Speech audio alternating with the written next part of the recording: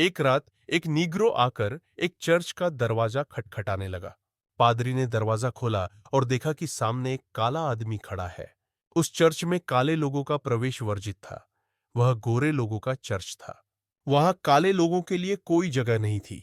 आज तक एक भी ऐसा मंदिर नहीं बन पाया जिसमें सभी के लिए जगह हो। हर मंदिर में आपका हो मंदिर में कोई न कोई भेदभाव होता है। किसी के लिए जगह है, किसी के लिए नहीं। उस चर्च में भी यही बात थी। लेकिन वह पादरी थोड़ा चालाक था। उसने सोचा, अब जमाना बदल गया है। पुराने जमाने में होता तो वह उसे धक्के मारकर बाहर निकाल देता कि एक शूद्र यहां कैसे चला आया। पर अब लोकतंत्र का दौर है। लोग बातें बना देंगे, कहीं कोई झगड़ा ना हो जाए। इस डर से उसने एक चाल चली। उसने उस नीग्रो से कहा, मेरे दोस्त, मैं चर्च का दरवाजा तो खोल दूंगा, लेकिन तुम अंदर क्यों आना चाहते हो? नीग्रो ने कहा, ताकि मैं परमात्मा के दर्शन कर सकूं। पादरी बोला, उससे पहले कि तुम परमात्मा के दर्शन करो, जाओ और अपने मन को शुद्ध करो। अपने चित्त को निर्मल बनाओ। मन के विकारों को दूर करो, फिर आना। क्या परमात्मा ऐसे ही मुफ्त में मिल जाता है कि जब चाहो आ जाओ? नीग्रो वापस चला गया। सीधा साधा आदमी होगा। अगर चालाक होता तो चर्च क्यों आता? अगर कपटी होता तो परमात्मा को देखने की इच्छा ही उसके मन में क्यों होती? वह सच्चा था, भोला था, इसलिए बात मान ली और चला गया। 2-3 महीने बीत गए। पादरी ने सोचा, शायद वह दोबारा आएगा, पर वह नहीं आया। पादरी खुश हुआ, चाल काम कर गई। न मन शुद्ध होगा, न वापस आएगा। लेकिन एक दिन पादरी ने उसे रास्ते में देखा। वह बहुत शांत लग रहा था। उसकी आंखों में एक अजीब सी शांति थी और चेहरे पर एक दिव्य तेज। पादरी ने पूछा, सुनो, तुम दोबारा आए नहीं?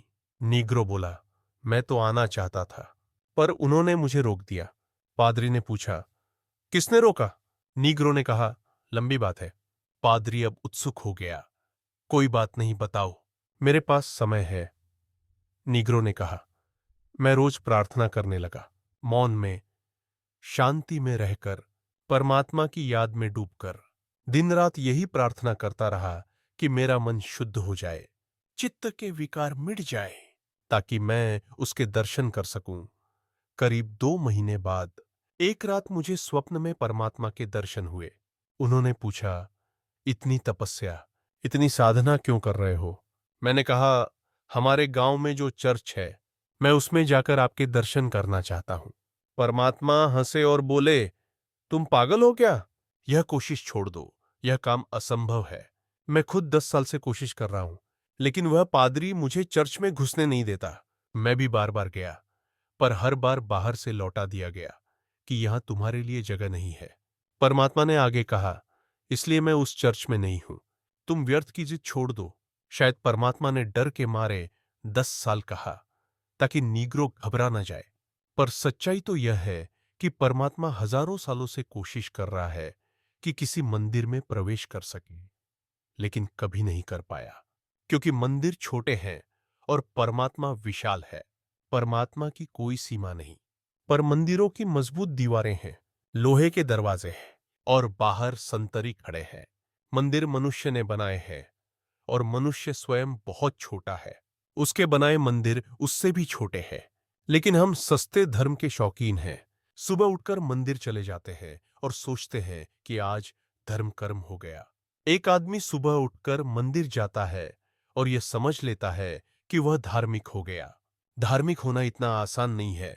यह कोई सस्ती या सुविधाजनक चीज नहीं है कि आप एक ईंट पत्थर के बने भवन से दूसरे भवन में चले गए और समझ लिया कि धर्म पूरा हो गया।